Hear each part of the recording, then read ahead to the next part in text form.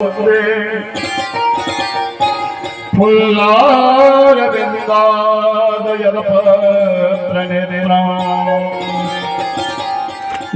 त्वया भारततैलपूर्णो प्रज्वालितो ज्ञानमय प्रदीप।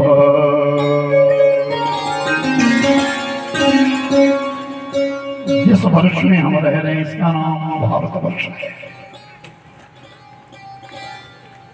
राजा परीक्षित ने यही प्रश्न किया, महाराज ये भारतवर्ष नाम क्यों पड़ा? हर बात के पीछे कोई तथ्य होता है। जिस वर्ष में हम रह रहे हैं इसका नाम भारतवर्ष क्यों है महाराज? तो शुक्राचार्य ने कहा, राजन 3 भारत हुए, एक सतयुग में हुआ, एक त्रेता में हुआ और एक द्वापर के अंत में हुआ। उन तीनों वर्षों के सुकर्मों के द्वारा इस नववर्षों के बीच में ये वर्ष जो है इसका नाम भारतवर्ष है। महाराज मैं इस भरत की कथा सुनना चाहता हूँ। भरत थे राष्ट्रविदां समरोदवेना पर्णन्तात् सुकृतैः धैर्यं सममाप्नोति भारतवर्षः सुविरमिता। राजा पंचजनी की 5 संतानें हुई, जिनमें सबसे छोटे बेटे का नाम भरत। समय आने पर जब सब भाई चले गए तो भरत को राज्य हुआ और बड़ी लंबी आयु काटा। सतयुग चला है। सतयुग के बीच में प्रत्येक मानव की आयु 1 लाख वर्ष हुआ करती थी। द्वापर के बीच त्रेता के बीच में हर व्यक्ति की आयु 10,000 वर्ष हुआ करती थी और द्वापर युग आया तो द्वापर के बीच में हर व्यक्ति की आयु 1000 वर्ष थी। कलयुग के बीच में हर व्यक्ति की आयु 120 वर्ष है। परमायु विश्व के नाम है। तो राजा भरत जब वरदत्त को प्राप्त होने लगे, जब बुढ़ापा आ गया, थोड़ा आगे आ जाए, मैंने देखा कि अब मेरा बुढ़ापा आ रहा है। कृपया अपने मन में, राजा भरत के मन में विचार आया कि अब मैं बूढ़ा हुआ। और राजा भरत गंडकी नदी के किनारे चले गए और गंडकी नदी के किनारे जाकर के ओम की उपासना करने लगे। बचपन के बीच में कोई संत मिले थे, कोई साधु मिले थे, उन्होंने मंत्र दिया था, अपनी जीवा से ओम बोलते रहना और उस गुरु मंत्र का जाप नित्य प्रति करते थे। आज विचार किया कि अब मेरी अवस्था पूर्ण हो रही है,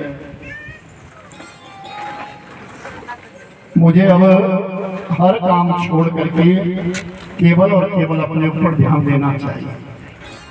और ये बात सत्य है मेरे भाई, हमको अपने बारे में विचार करना चाहिए। वो हम आए कौन, हमारा कर्म क्या है, हमारा उद्देश्य क्या है, क्यों आए हैं इस संसार में। आखिरकार जाना तो सबको है। श्रवण समीप भयउ सीत केसा मन हो जड़ उपदेशा।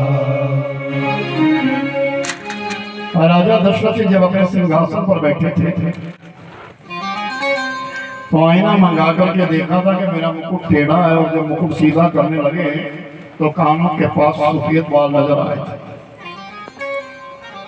तो मन ने अंदर से दबा दिया, राजन बूढ़ा हो गया। पहला संकेत है ये, जो कानों के पास सफेद बाल नजर आ जाए समझ लेना बूढ़े हो गए। अभी भी सिंहासन से चिपके हुए हो, बहुत सारा काम करने को बाकी है। इस जिंदगी में कमाना और खाना ये दो ही बात नहीं है। हमारा जन्म क्यों हुआ है? मानव जन्म का ये ही उद्देश्य है, और वो उद्देश्य है भगवत प्राप्ति। हम किसी न किसी प्रकार करें तो सही। राजा भरत जी महाराज गंडकी नदी में चले गए और जहाँ कंठ तक पानी होता है वहां खड़े हो गए और माला हाथ में लेकर के ओम का जप करने लगे। जंगल के बीच में कुटिया का निर्माण कर लिया, कंद मल फल का आहार करने लगे और अपना जीवन व्यतीत करने लगे। एक दिन भोर का समय था, प्रभात के समय के बीच में गंडकी नदी में खड़े होकर के स्नान करने के लिए जा ही रहे थे। अभी आचमन किया था पहले, इतने में कैसे एकदम आवाज आई, एक मरी एक हिरनी जो गर्भवती है उसने छलांग लगाई। क्यों? पीछे जब राजा ने मुड़ करके देखा, पीछे बाघ दहाड़ उस हिरनी को खाने के लिए। वो डर के मारे से छलांग लगाई। वो पार जाना चाहती थी लेकिन पार नहीं जा सकी, बीच नदी में गिर गई और उसके प्रसव हो गया। वो तो मर गया। लेकिन छोटा सा वो शावक, वो बच्चा, वो पानी में तैरने लगा। भरत जी महाराज ने अपना तैरना शुरू कर दिया, उस शावक को पकड़ लिया, अच्छी तरह उसको सुथरा किया, साफ किया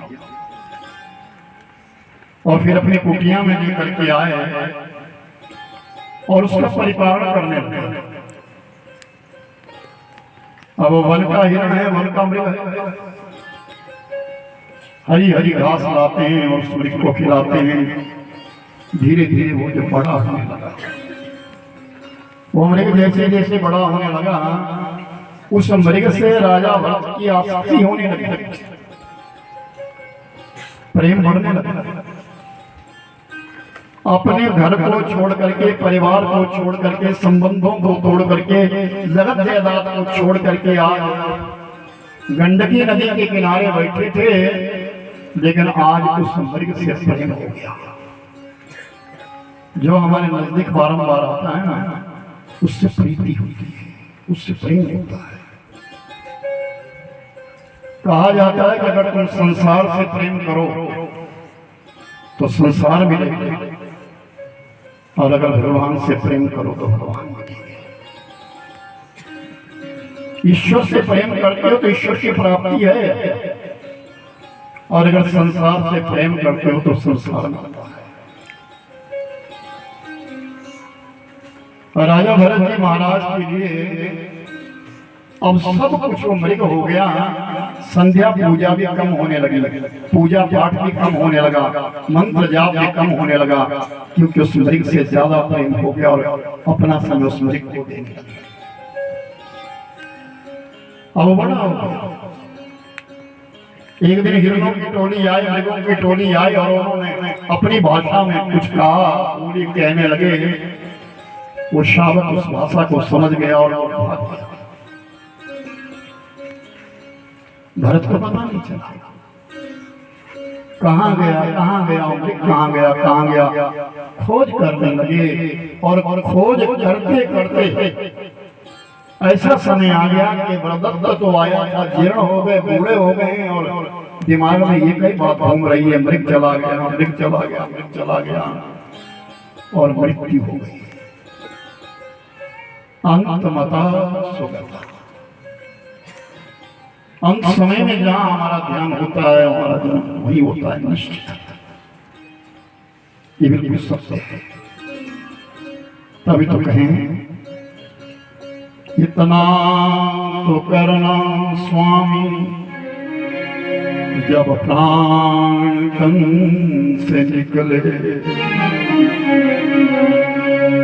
इतना तो करना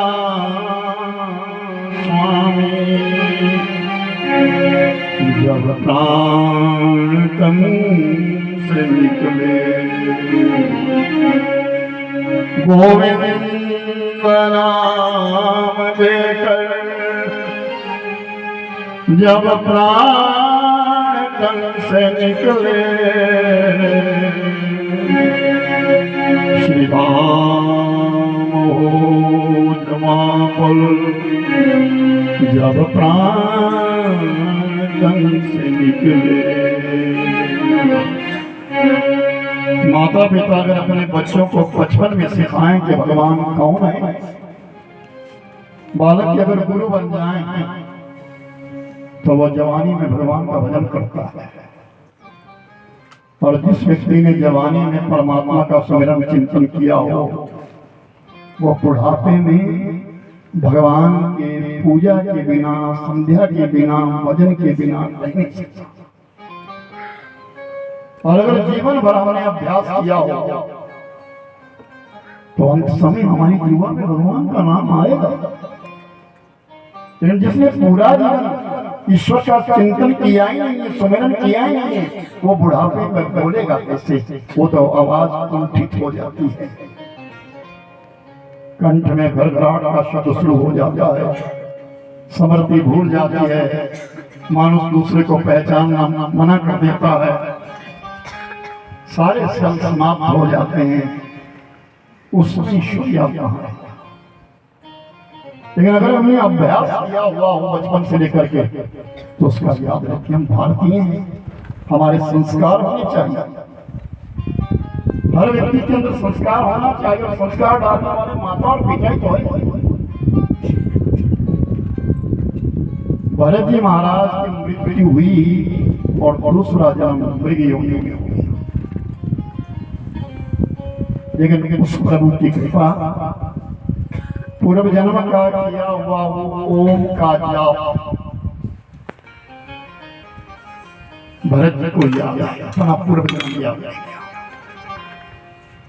मैं एक राजा था, मेरा नाम भरत था, मैं भगवत सुमिरन करता था, चिंतन करता था, लेकिन मृग से मेरा प्रेम हो गया, इस योनि में मैं आ गया हूँ। अब कब मैं इस योनि से छूटूं, ऐसा विचार बारंबार वो मृग करता था। अब हरी घास भी नहीं खाता, उसमें ईश्वरीय ढूंढ रहा, वो सूखी सूखी घास खाता है और अपने मन में यही विचार करता है कि कब ऐसा कौन दिन आएगा जिस दिन मैं इस शरीर को छोड़ूं। और एक दिन ऐसा समय आ गया, वो मृग दुर्बल हो गया और धीरे धीरे ये शरीर शिथिल होने लगा। अंत समय जब आया तो वो मृग अपने मुख से कह रहा है, यज्ञाय धर्मपतये पापमानां योगाय शांति विकृतीश्वराय नारायणाय हरे चतुर्थदारा अस्यां मृगस्यां धनयन्ति प्रमुज्यद्वारा।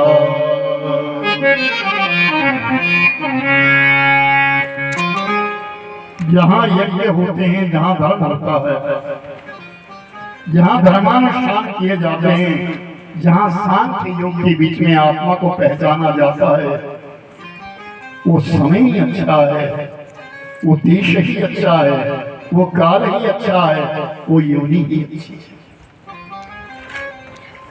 और उसका तीसरा जन्म संयोग सिख ब्राह्मण कुल में हुआ और ब्राह्मण कुल में जन्म लेकर के संयोग से नाम भी भरत ही हो। और पूर्व जन्म का किया हुआ वो ओम का जाप, उसके पुण्य प्रताप से फिर दोनों जन्म याद आए। मैं पहले राजा था, फिर मैं मृग बना और आज मैं ब्राह्मण कुल में आया हूं। लेकिन भरत जी महाराज ने मुख से बोलना बंद कर दिया, ऐसा लगने लगा ये मूक है, गूंगा। वो अपनी वाणी को चुप करना नहीं चाहता,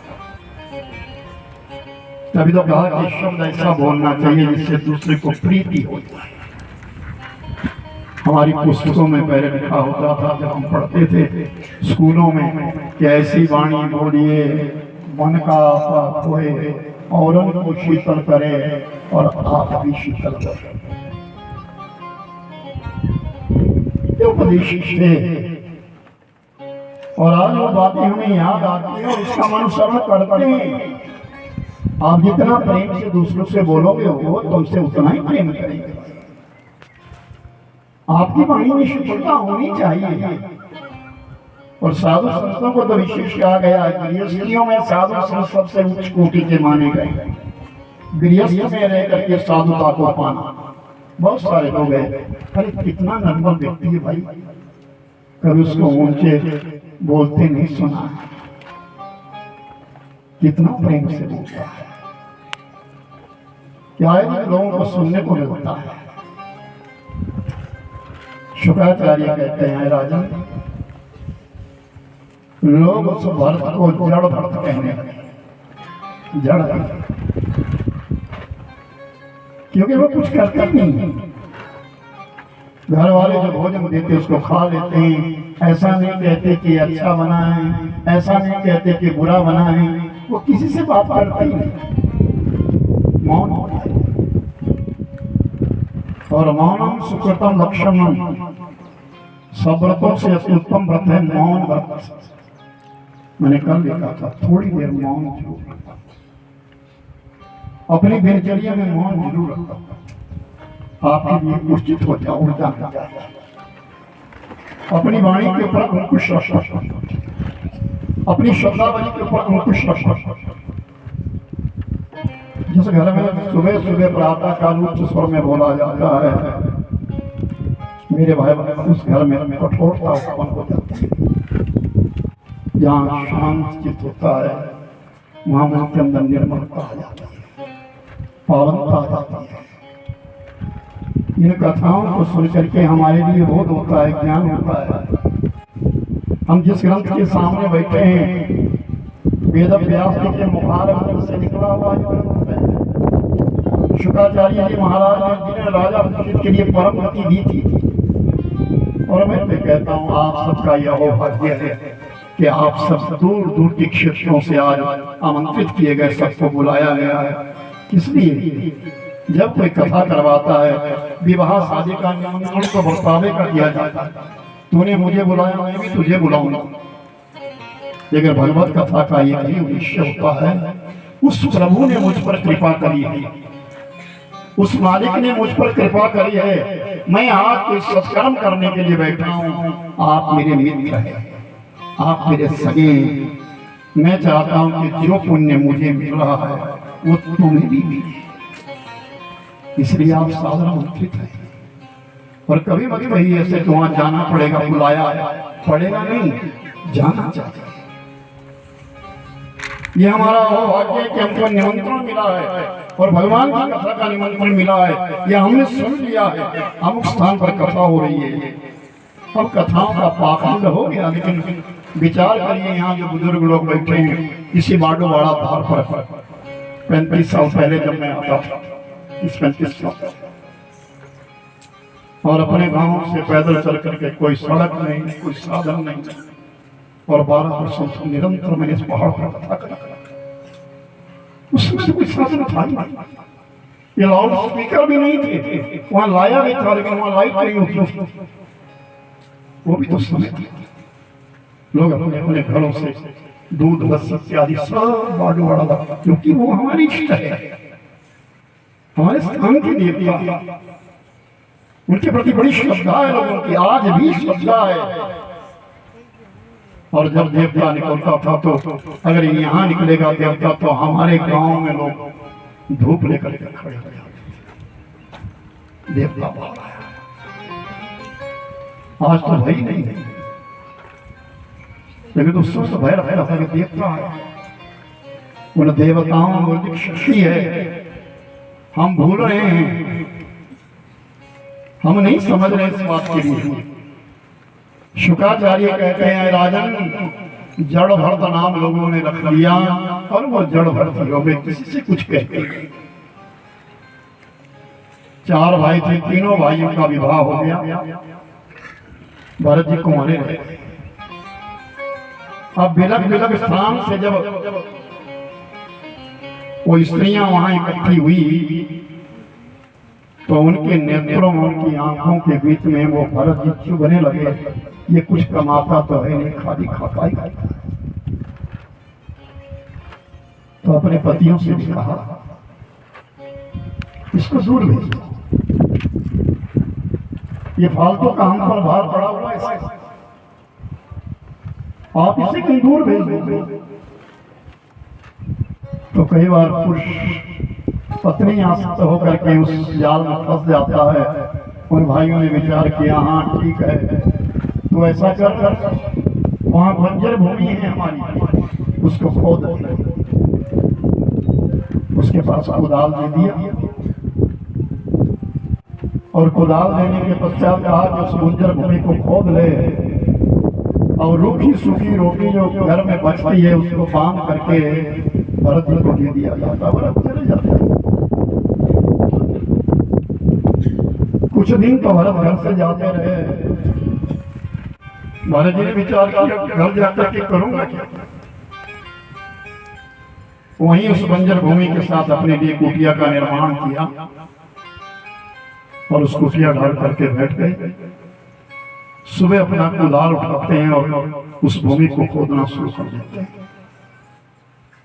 जिस खेत को खोदने के लिए 1 महीना लगना था, 6 महीने बीत गए।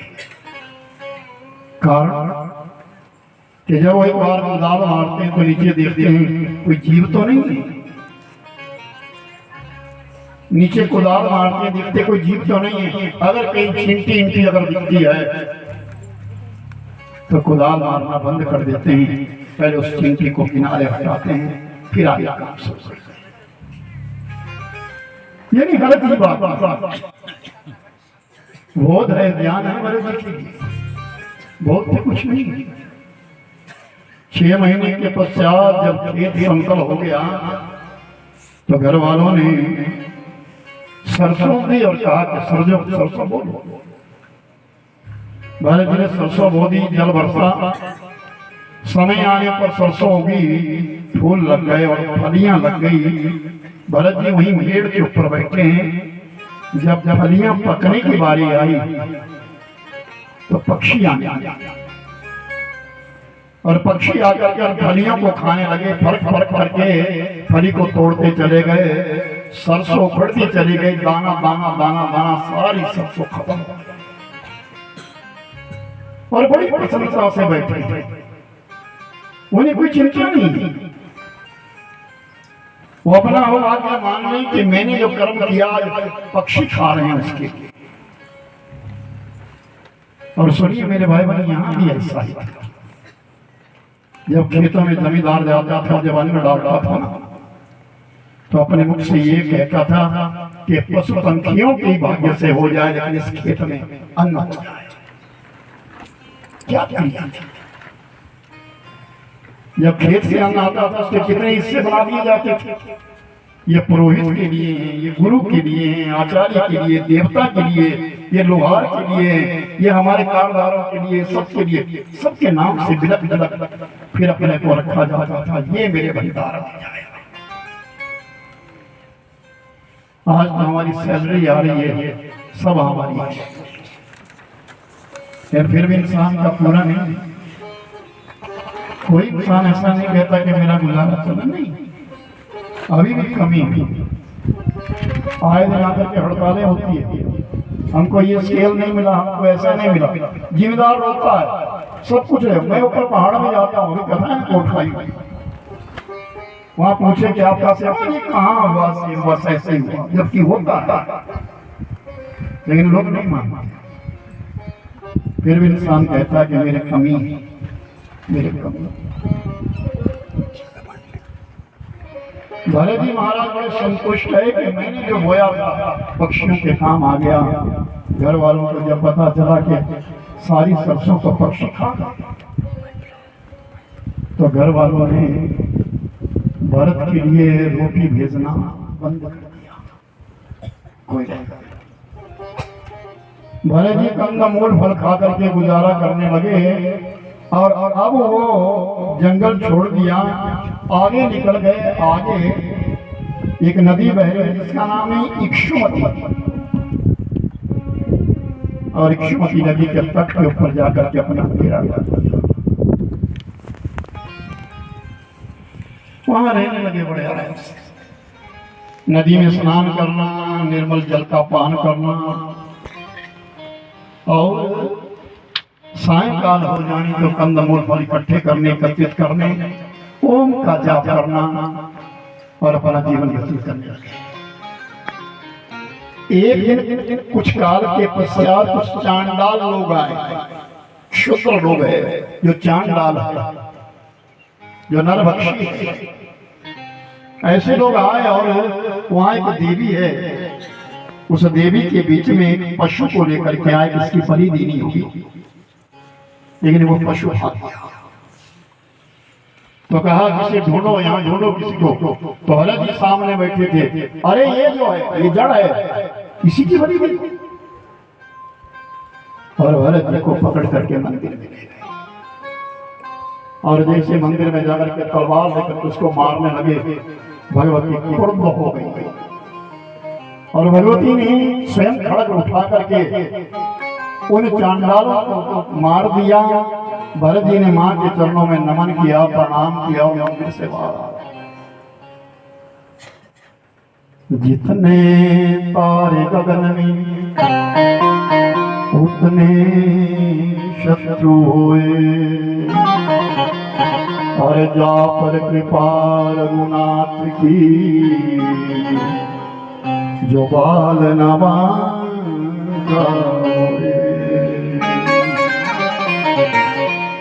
लेकिन गलती तो ये है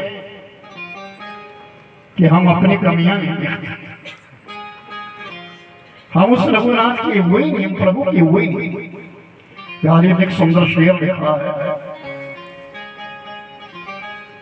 उम्र भर गालिब में गलती करता रहा, उम्र भर गालिब में ये गलती करता रहा, धूल चेहरे पे थी और आईना साफ करता रहा। कभी तो हमारी पहुंच वहां हुई नहीं, हमने शरणागति दी ही नहीं है। हम अपने लिए परिपूर्ण मान रहे हैं, हम पूर्ण हैं। हम अपने अंदर कमी नहीं खोज रहे कि हमारे अंदर कोई कमी है। हम द्वेष देखते हैं दूसरे के अंदर, इसमें क्या करना, यही कमी है।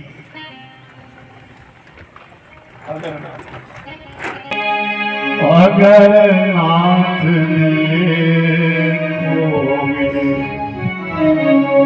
अवगुण हमारे,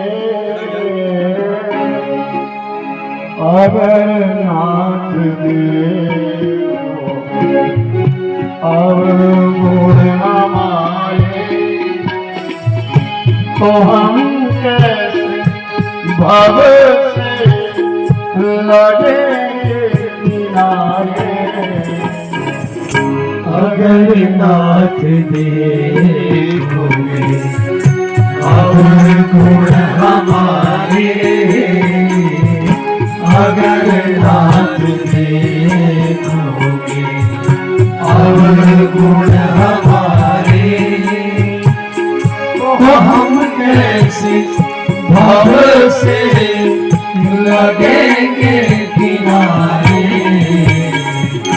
अगर नाथ देखोगे। अब आओ ताली बजाओ।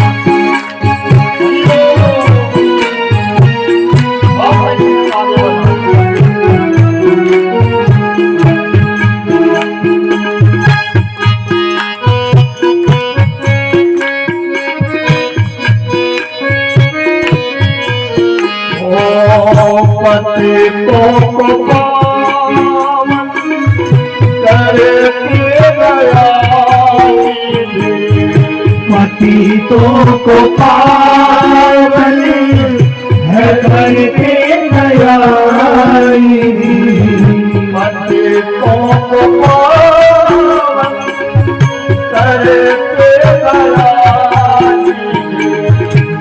पतितों को पावन है करती दयालगी, पतितों को पावन करती दयालगी, पतितों को पावन करती दयालगी।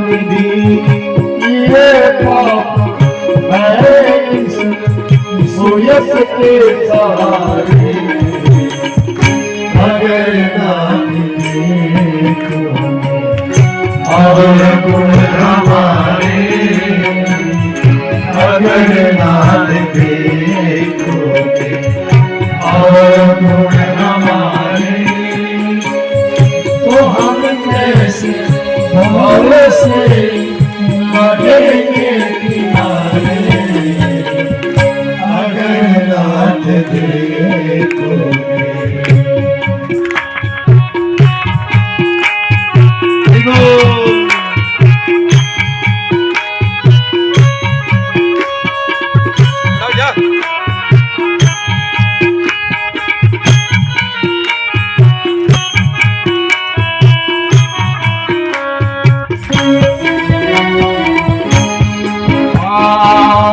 हमारे लिए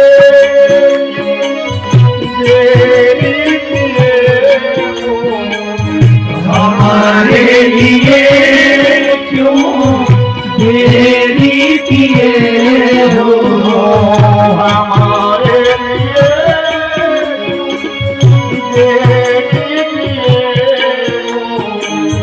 हमारे लिए क्यों देरी किए हो, हमारे लिए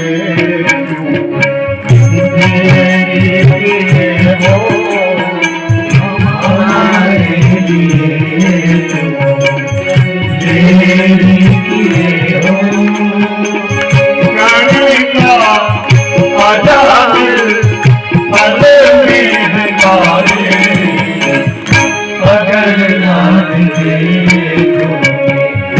और गुण हमारे, अगर नाथ देखोगे और गुण हमारे, तो हम कैसे भरोसे लगे के किनारे, अगर नाथ देखोगे।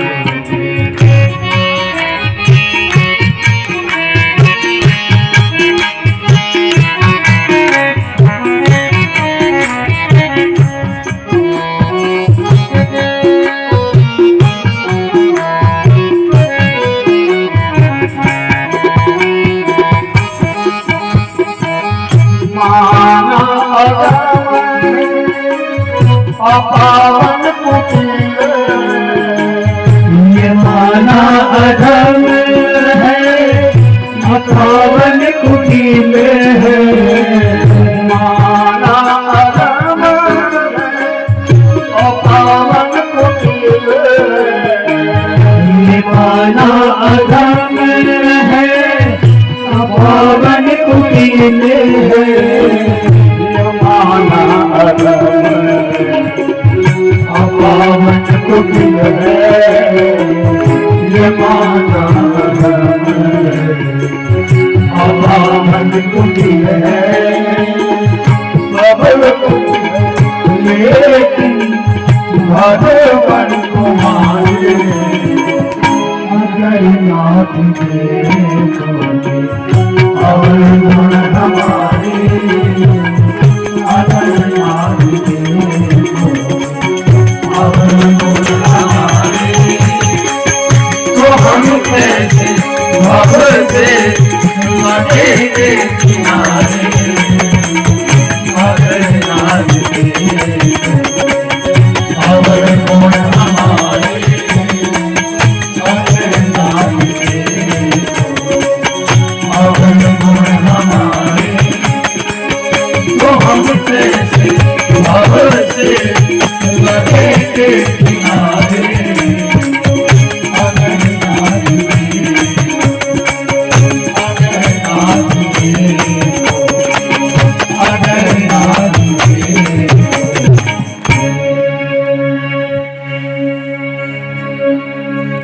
विश्वमती नदी के तट के ऊपर एक दिन राजा भरत जी बैठे हैं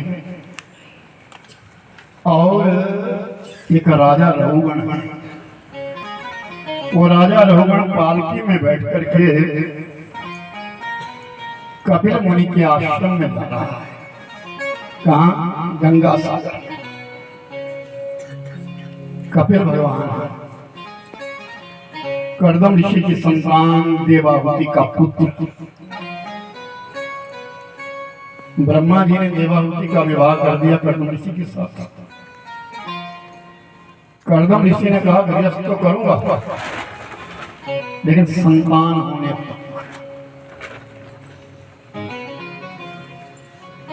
एक साल के पश्चात उस देवाहुति के गर्भ से कन्या जन्मी। कर्दम ऋषि ने अपना दंड कमंडल उठाया और जंगल को चले, मैं चला साधना करने। देवाहुति ने कहा मुझे किसके भरोसे छोड़ रहे हो? मेरे तो बेटी पैदा हुई है, इस बेटी का तो विवाह हो जाएगा, ये तो दूसरे घर में चली जाएगी, मैं कैसे रहूंगी? मेरा परिपालन कौन करेगा? मेरा वृद्धत्व तो कैसे कटेगा? तुम्हें तब तक रुकना होगा जब तक मेरे पुत्र ना हो। दूसरे वर्ष में दूसरी कन्या जन्म, तीसरे वर्ष में अनुसुईया ने जन्म ले लिया, सती अनुसुईया।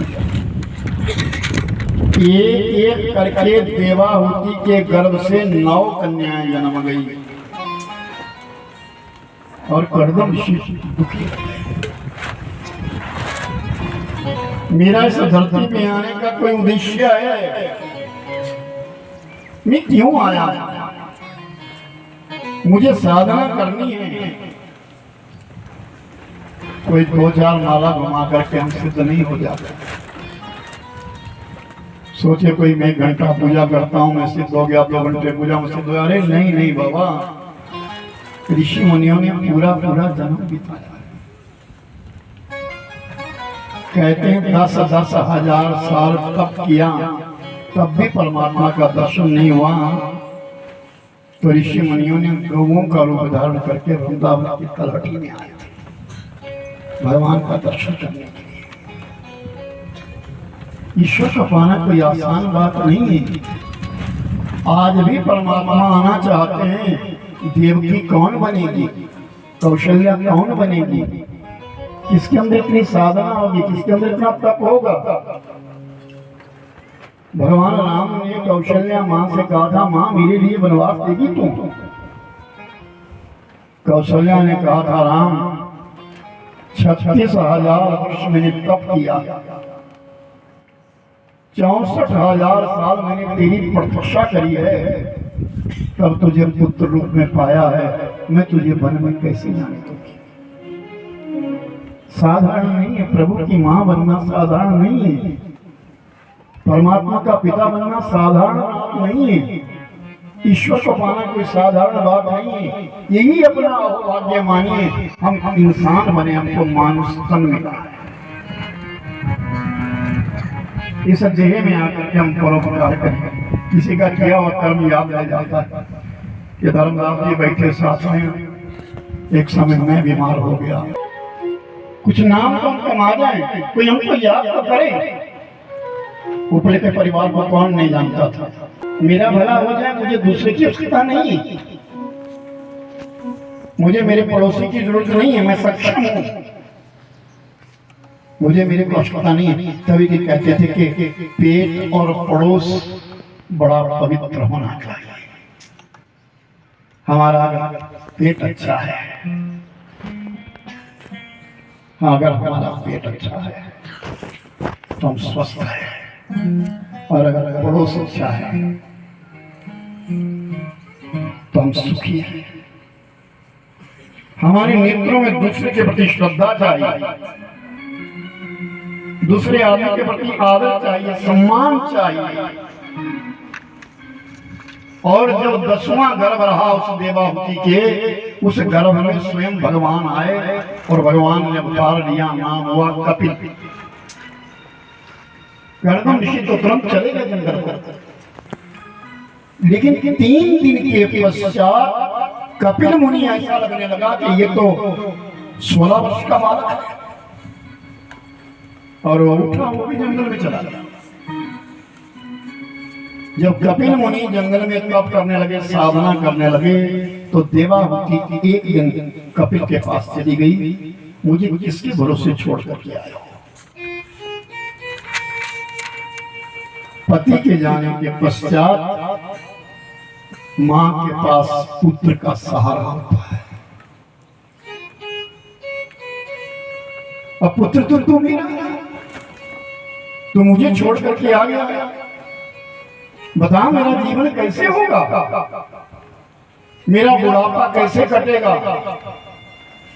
तो कपिल मुनि ने सांख्य योग कहा, मां जैसा मैं हूं वैसी तुम हो, जो आत्मा मुझ में वही तुझ में है, एक दिन तुझे भी जाना है, मुझे भी जाना है। 21,600 सांस तू लेती है, 21,600 सांस मैं लेता हूं, हम दोनों को जाना है। अपना कर्म लेकर भगवत चिंतन कर, भगवत स्मरण कर, हम इस धरती के ऊपर केवल और केवल ईश्वर का भजन करने आए हैं। साधना धाम मोक्ष करी द्वारा, साधना का क्षेत्र है ये, मोक्ष का दरवाजा है मानस तन, ये साधारण नहीं है। 84 लाख योनियां पार करता है कब ये मानुष तन मिलता है। इसे वृथा मत गवा, तप कर, साधना कर, बूढ़ी हो गई थी, आसरा छोड़ दे, सहारा एक ही है और परम पिता परमात्मा और कोई नहीं। इस ज्ञान को पा करके देवाहुति ने अपने पुत्र को अपना गुरु बना लिया और अपना जीवन साधना में लगा दिया। आज उस कपिल मुनि के आश्रम में दर्शन करने के लिए, सांख्य योग सीखने के लिए राजा रघुगण जा रहे हैं और पालकी में बैठे हैं। राजा रघुगण पालकी में बैठे, पालकी में जा रहे हैं। उस इक्षुमती नदी के तट के ऊपर संयोगवश एक कहार बीमार हो गया। जागते रघुगण की पालकी रुक गई, कहार बीमार हो गया, पालकी चलनी बंद हुई। राजा रघुगण ने कहा, भाई क्या हुआ? महाराज ये कहार बीमार हो गया है, तो जाओ ना कहार खोजो। तो जब कहार को खोजने लगे तो सामने भरत जी बैठे, वो तो बोलते ही नहीं, उनको तो दुनिया जड़ भरत कहती है। और भरत जी को कहा चलो कहार बन जाओ। भरत जी उठे और कहार बन गए। पालकी उठाई गई। जब पालकी चलने लगी तो कभी कदम इधर दें कभी उधर दें, पालकी हिलने लगी। पालकी में बैठे बैठे राजा रघुगण के लिए तकलीफ हो रही है। अरे भाई क्या कर रहे हो, ये तुम इस प्रकार क्यों चल रहे हो? तो तीनों कहारों ने कहा, महाराज हम तो ठीक चले हैं, लेकिन ये जो चौथा कहार आया है ना, ये ठीक से नहीं चल रहा है। क्यों?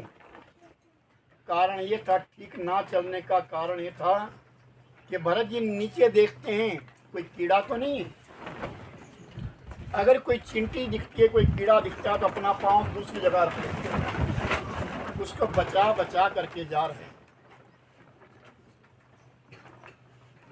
तो पालकी हिल रही थी तो राजा ने व्यंग्य कहा, हाँ ये कमजोर बहुत है ना, ये हट्टे कट्टे थे। भरत जी हट्टे कट्टे थे तो राजा रघुगण कहता है ये कमजोर बहुत है, इसका शरीर पतला दुबला है। 90 दिन से चला हूं और अभी 43 दिन मुझे और चलना है, कंटिन्यू लगातार। तभी तो मैं कहता हूँ हे भगवान जय लाइट। अरे कथाओं में तो मैंने पहले लिख के दे दिया, जनरेटर जरूर चाहिए क्या क्यों बना धीरे तो दया भी करेंगे यही बात दया निधि है, तो दया भी करेंगे कभी न कभी।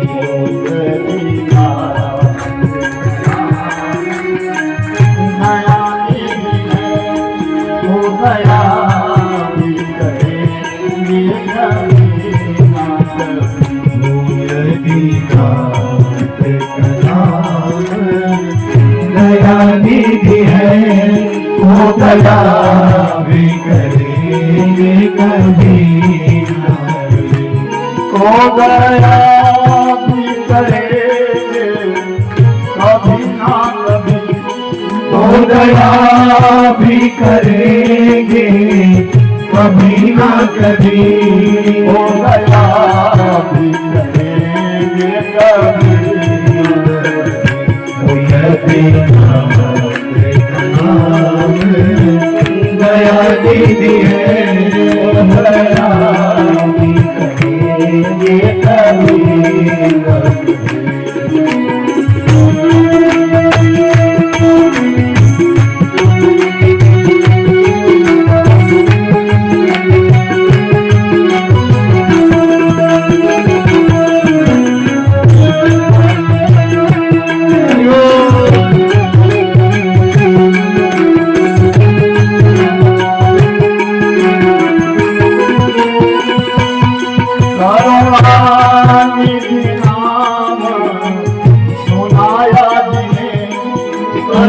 करुणानिधि नाम सुनाया जिने।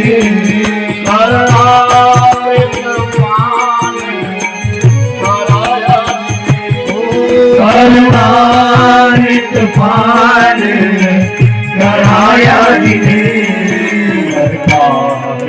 अदालत मेरे गवाह सरकार अदालत मेरे गवाह सभी को देंगे ये कभी ना कभी। यदि दया निधि है, ओ दया भी करेंगे कभी न कभी। ओ तो दया भी करेंगे कभी न कभी। ओ तो दया भी करेंगे कभी न कभी। राजा रोगण व्यंग करते हैं ये कमजोर है, इसे चला नहीं जा रहा है भाई, ये कमजोर है। भरत जी कुछ नहीं कहते। फिर राजा रोगण फिर कहना लगा सर्प की तरह रेंग रहा है, क्या तुझसे चला नहीं जाता? बस इतना कहना था। फिर भरत जी ने कहा सर्पो काम लिंगानाम वेदांग यदो जने। आहा, क्या सर्प में आत्मा नहीं है? जिन कंधों पर बैठ करके तुम यात्रा करने के लिए जा रहे हो, क्या वो आत्मा नहीं है? तुम उस आत्मा को कष्ट नहीं दे रहे हो। राजा रोगण उतरे नहीं, छलांग लगा, चरणों में गिर गए। कौन हो? जिस सांख्य योग को सीखने के लिए मैं जा रहा हूं, वही तो तुम कह रहे हो। तुम हो कौन? मैं एक आत्मा हूं। जिस प्रकार की आत्मा तुम्हारी है वैसी नाम जीवात्मा है। कदमों में गिर गया राजा। मैं सांख्य योग को सीखने के लिए कपिल आश्रम जा रहा हूं। राजन, जिन कंधों पर बैठ करके तुम आज यात्रा कर रहे हो, उनमें भी एक आत्मा है। तुम आत्मा को कष्ट दे रहे हो। और याद रखना मेरे भाई, वैष्णो देवी जाने वाले, अमरनाथ जाने वाले, केदारनाथ जाने वाले जो घोड़ों की सवारी करते हैं, तुम अपनी ओर से तो पैसा दे रहे हो, लेकिन जो घोड़े हैं वो भी तो एक आत्मा है।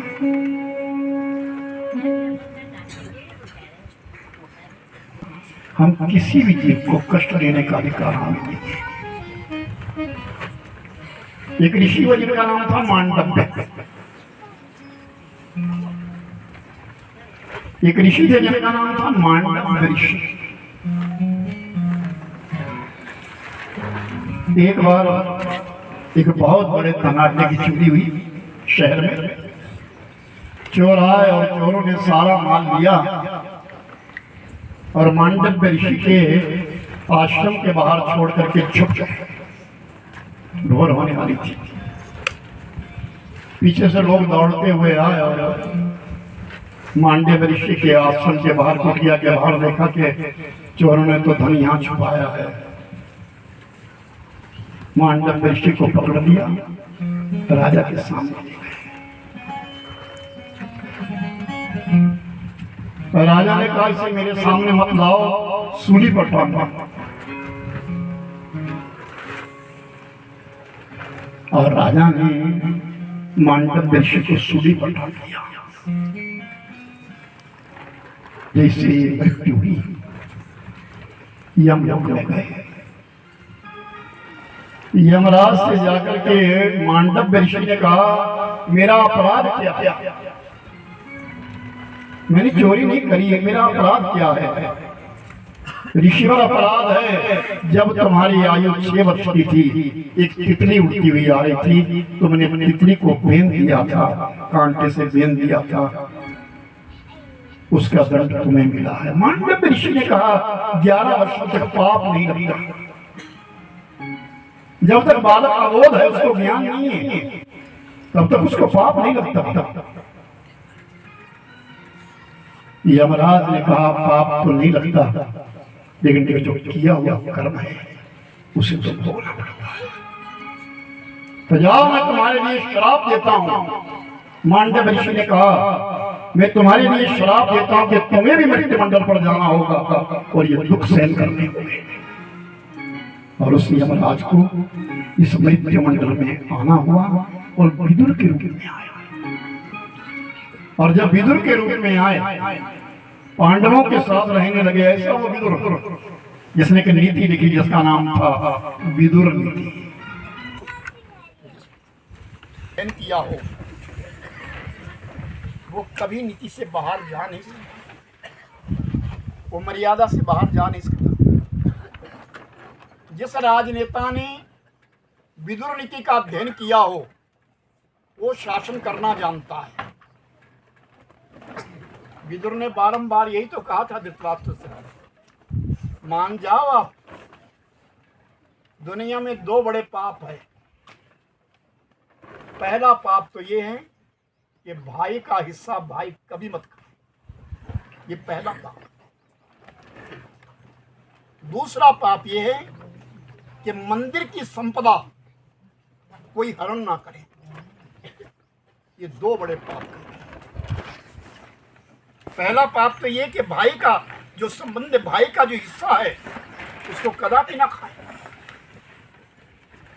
और दूसरा पाप कहा गया है कि मंदिर का कोई भी अंश हमारे गृह में नहीं आना चाहिए। तो शुक्राचार्य कहते हैं राजन, जब भरत जी ने इस प्रकार का उपदेश दिया तो राजा रघुगण चरणों में गिर गया और फिर कहने लगा महाराज मुझे सांख्य योग सिखा दीजिए। तो राजा रघुगण ने भरत जी के चरणों में बैठ करके सांख्य योग की क्रिया को सीखा और लौट करके अपने राज्य में चला गया और विरक्त हो गया। समय आने पर भरत जी पूरे हुए, सतयुग में समाप्ति हुई, त्रेता युग के बीच में और राजा दशरथ के यहाँ भरत के रूप में आए और भरत ने अपने भाई का साथ दिया। सबसे बड़ा त्याग जो कहा गया रामचरितमानस में तो भरत जी का था और भरत को ही संत की उपाधि दी गई। राम कथा के बीच में आता है कि केवल रामायण में जो संत थे तो केवल एक भरत थे, जिन्होंने पिता ने आदेश दिया, पिता ने राज्य दिया, लेकिन स्वीकारा नहीं, भगवान से पादुका मांगी, प्रभु करे कृपा पावरी दीनी, सादर सहित भरत हर ली। भरत जी ने यही तो बड़े सादर से, बड़े नमन करते हुए अयोध्या के ऊपर अयोध्या के शासन, अयोध्या के उस राज गद्दी के ऊपर राम जी की चरण पादुका को रख करके स्वयं ये पूजा करके राज्यकार करने के पश्चात नंदी गांव में जाकर के अपना डेरा डाल दिया। अयोध्या का पानी भी नहीं पिया जब तक प्रभु लौट करके ना आए। और ये भी साथ में कह दिया, भैया अगर 14 वर्ष में एक भी दिन ऊपर होगा ना तो भारत जीवित नहीं मिलेगा। और अपने लिए चिता लगा करके तैयार कर दी कि अगर 14 वर्ष में मेरे राम नहीं लौटेंगे, हरि हरि हरि, अगर 14 वर्ष में राम नहीं लौटेंगे तो मैं इस चिता पर बैठ करके आ जाता। तो त्याग की प्रवृत्ति भारत के अंदर रही। और इस द्वापर के अंत में कलयुग की प्रारंभता के बीच में एक भारत और हुए। राजा दुष्यंत की संतान शकुंतला के गर्भ से जन्मा हुआ बालक जो शेर के हाथ में अपना हाथ डाल करके शेर के दांत गिना करता था, उसका नाम भरत हुआ। इन भरतों के नाम, इस भरत के नाम से हमारी स्पर्श का नाम भारतवर्ष हुआ। हम रहे कहाँ रहे? हम जिस धरा पे आए हैं यहाँ आए क्या? मैं तो ये कहूँगा हो भाग्य है हम सबका, हम हिमाचल प्रदेश में पैदा हुए, इस ऐसे प्रदेश में पैदा हुए जिसको लोग देवभूमि कहते हैं। ये हमारा हो भाग्य है। यहाँ का जल पवित्र है, यहाँ की वायु पवित्र है। और एक बात और कही है महापुरुषों ने क्या, कि अगर यहाँ इंसान मदिरा ना पिए, मांस ना खाए, तो इंसान ही यहाँ देखता है, यहाँ इंसान देखता है, हर इंसान देख रूप है। भगवान जय